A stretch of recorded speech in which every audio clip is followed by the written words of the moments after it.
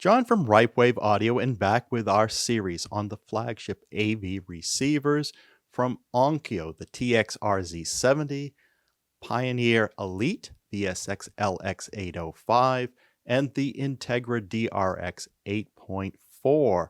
And these sell in the United States for between $2,800 and $3,300. And of course, that all depends on whether there's a sale and of course, if you're in a different region, these could be priced entirely differently. In this video, we're going to look at more ways to do room correction with these three units. They all support very similar mains, albeit the Pioneer has their MCAAC room correction versus Onkyo and Integra have AccuEQ. And we'll see if there's any differences between how Pioneer handles it and the other two. There are some differences. So the first video in this series, we did a comparison against its nearest peers, as well as taking a first look through the unboxing. For part two, we did that initial setup for calibration using Dirac Live and their mobile apps. And each brand has their own mobile app, although we found they perform exactly the same. Before we get into the room calibration, there's a couple things I want to cover. First, on December 4th, there was a firmware update for each of these three models. Now, what we find is these get firmware updates, it seems, at the same time. So on December 4th, the version that came out gives you a room-ready update.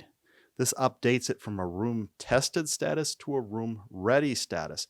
It also adds in a preamp mode. Some of you may know preamp mode from what Denon Marantz do. And with Denon Marantz, they've moved it so for each channel, you can determine whether the preamp mode is going to be on or off. What preamp mode does is if you're using external amplification for a particular channel, is disconnect it from the internal amplifiers, and it usually runs cleaner. And that's the case with Denon Marantz. Now, what we've seen since we've done this update is the preamp mode in these models is not all individual channels. Now, you can apply it to the front channels. I'm assuming that's left, right, and center, not just left and right, but we'll find out. Or all channels, but you can't go in individually, go preamp mode on the surround sides and the surround backs and the heights. So it's front, all, or nothing.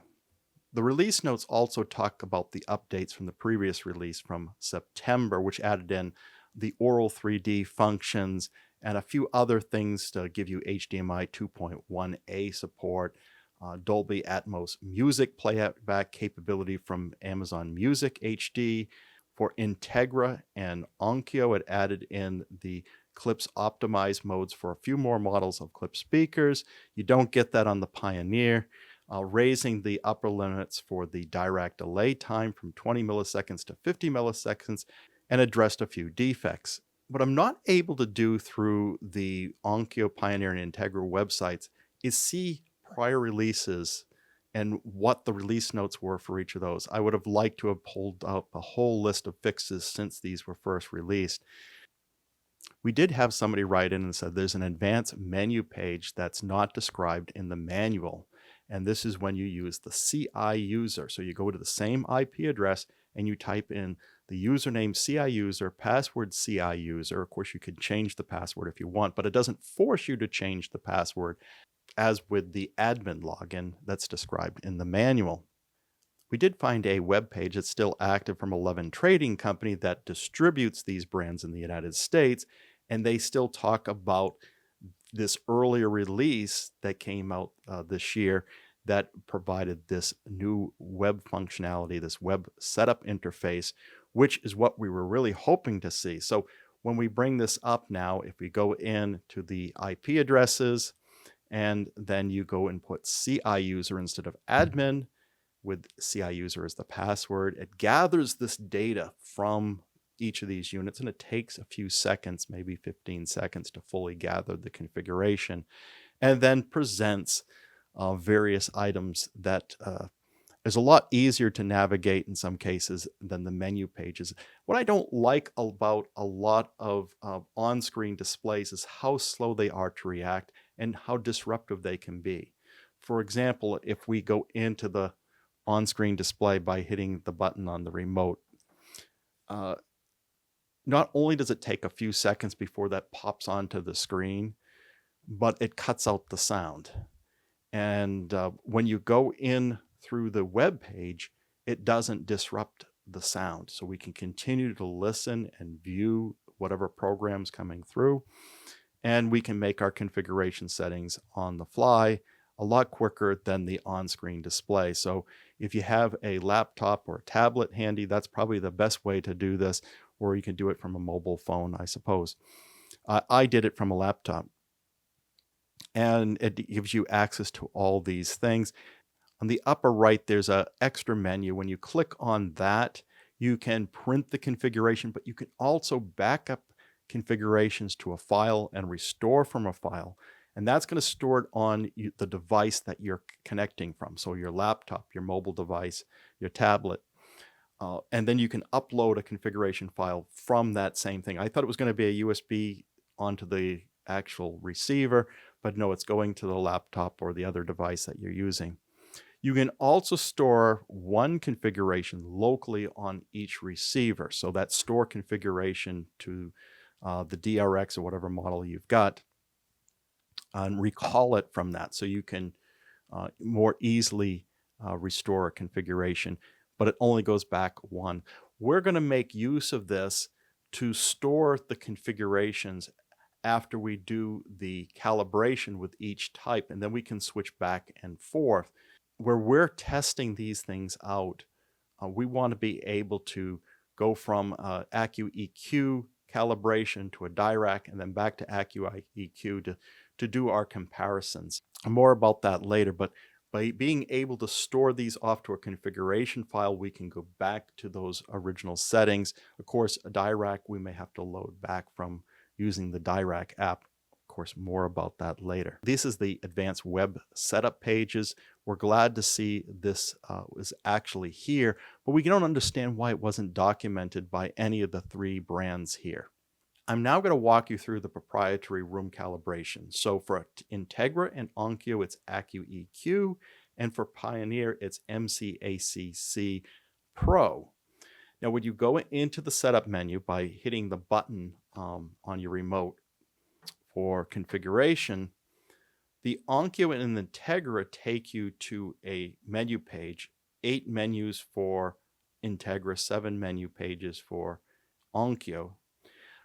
Pioneer takes you to a higher level menu page for system setup, MCAAC Pro or network Bluetooth. So you're going to go to MCAAC Pro on the Pioneer, and then for the Integra and the Onkyo, we got to go down to initial setup from the miscellaneous menu choice. So not as elegant a way to navigate back to the initial setup. So for Integra and Onkyo, there's no direct way to go to AccuEQ like with the Pioneer. You have to go through the initial setup one more time, but you can bypass a lot of things. For the Pioneer, we can go right into MCAAC Pro. And here's a blow up of that window so you can see that more clearly. So when you enter that initial setup for Integra and Onkyo, it's not going to look any different from when you did the initial setup. The Pioneer, that's going to give you a choice of running the full auto MCAAC or doing something manual. Now those are going to be all disabled except for the first choice the first time you run it. But once you've run it, you have those other options available. So the Integra and Onkyo from this point on are going to walk you through the initial setup once again. We're going to go quickly through this because we all saw this in the last video, part 2. So these are all the same. But when you get to the speaker setup on the Pioneer, you have an extra option. So if you scroll down to the second page of options on the speaker setup for the full auto MCAAC from Pioneer, you have the choice of crossover settings. We saw that in part 2 as well, between common and individual. But you also have the choice of symmetry to M1, memory 1, all channels adjust to M2, memory 2, and front align M3, memory 3. And then we continue on like the initial setup for Integra and Onkyo, but Pioneer does not. And then when you get to Room EQ for Integra and Onkyo, you're going to say yes, but then you have a choice of starting Dirac Live or exiting Dirac Live and using AccuEQ.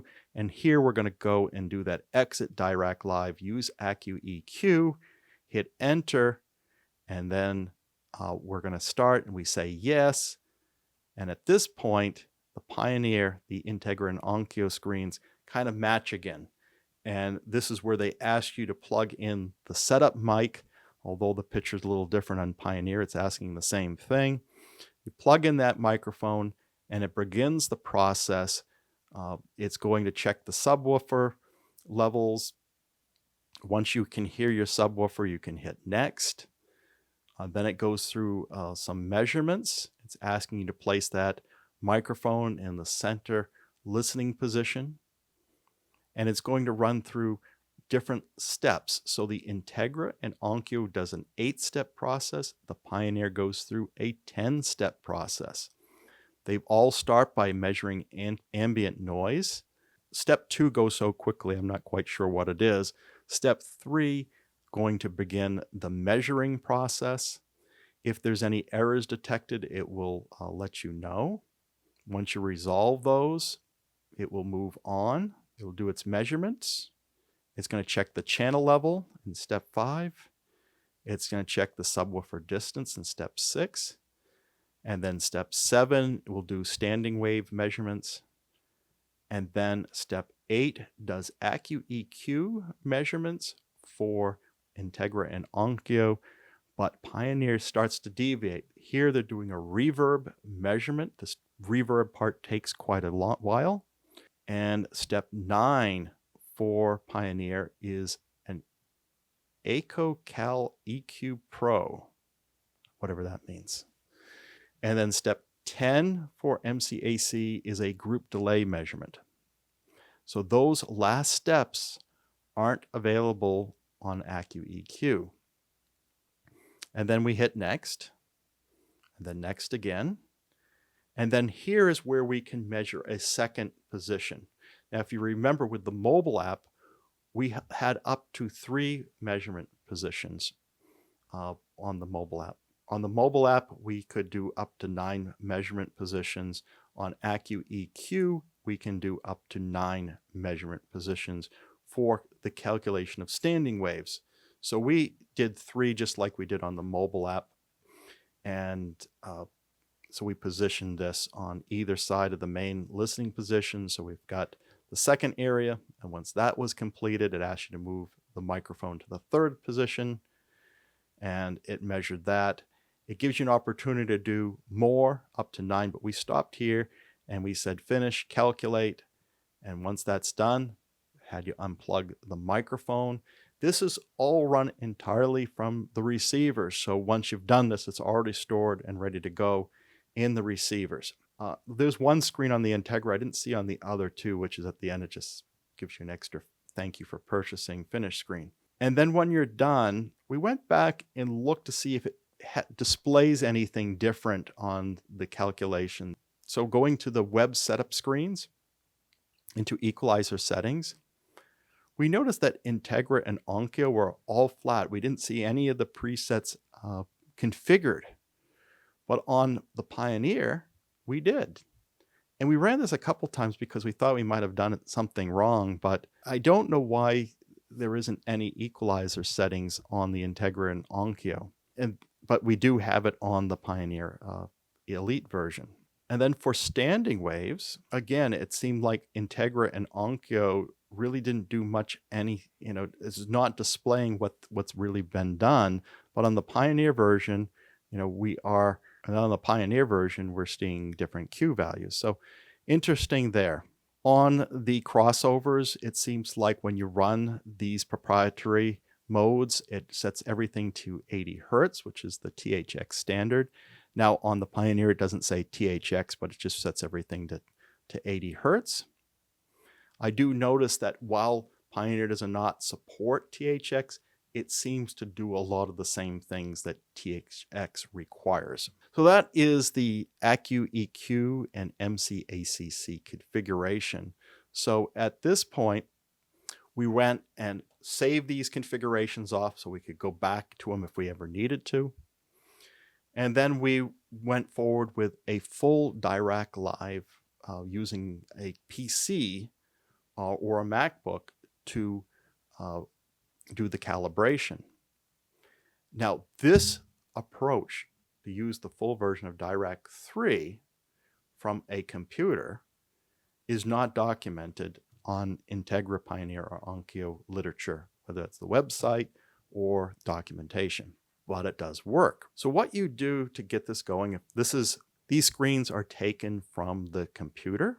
This was a Windows version. Now, I did experiment with some MacBook. A couple of the Onkyo screenshots will be from the MacBook. Now, what you have to remember to do is if you're using Dirac Live in the past, make sure you see if there's an update to it before running it, because they're constantly putting new updates. The last time I'd updated it turned out was from June, and there has been a few updates. So I went and did that update, and I did notice some differences. But if you have all three of these plugged into the network, you'll see that, as well as anything else you might have, like a Marantz Cinema 50, and the Emotiva would have shown up on the list as well, had we put that into Dirac mode for configuration. But you can select the respective product, and then it will let you choose your microphone. This is a deviation from either the mobile app with Dirac Live, which forces you to use the microphone that came with these receivers, or the proprietary room calibration that also uses that same microphone. This is where you could select any microphone, including something like the UMIC 1 that's fully calibrated and has a calibration file with it. And so we're using that in this case. Then there's the process. This is the standard process for setting the levels for each of the speakers. This is a manual process, as opposed on the Dirac mobile app version that would do an auto level. But here you have a lot more control of what these get set to. You can set it to 20 dBs over the noise floor.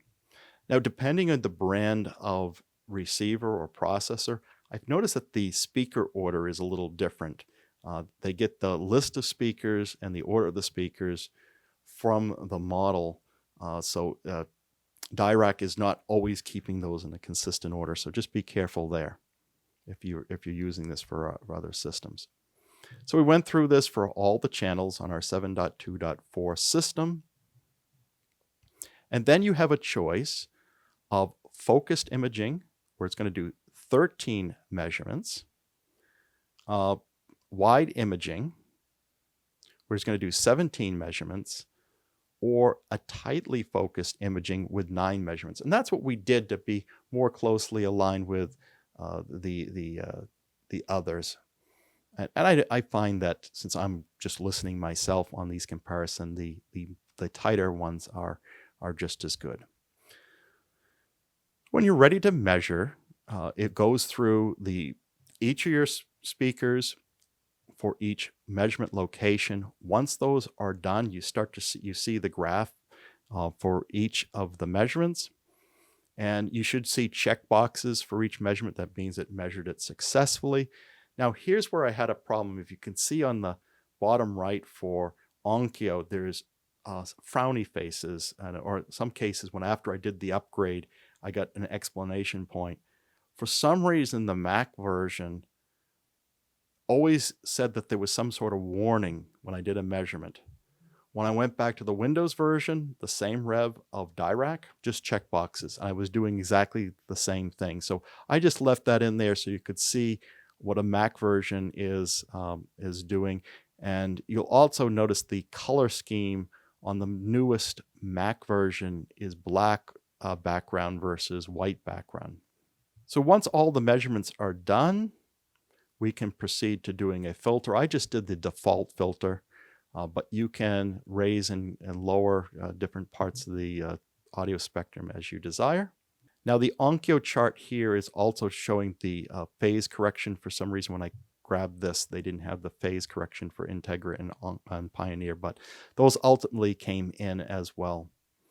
And then you determine which of the 3 slots you want to put this particular filter onto. And I chose the first filter. It's interesting with Dirac, they come up with this random name that's by default. I think they want to make sure that you're using a different name each time you save it. But I went and just called it filter 1 with a description of default curve. And then that exports it to the DRX. And we did see this note that the filter exports can take 1 minute longer with Dirac Live 8.4 on Onkyo, Pioneer, and Integra devices. This is from the Dirac website, I believe. It does complete eventually. So when they say 1 minute longer, it's more than a minute. I mean, I think I waited 10 minutes. So have extra patience. So it looks like the whole process has frozen up, but let it soak there for a bit and then it completes. But it's interesting that they called out particularly Onkyo, Pioneer, and Integra. And then ultimately that gets loaded and it does display that your filter was transferred to slot 1 or whatever slot you chose. And thank you for choosing the product.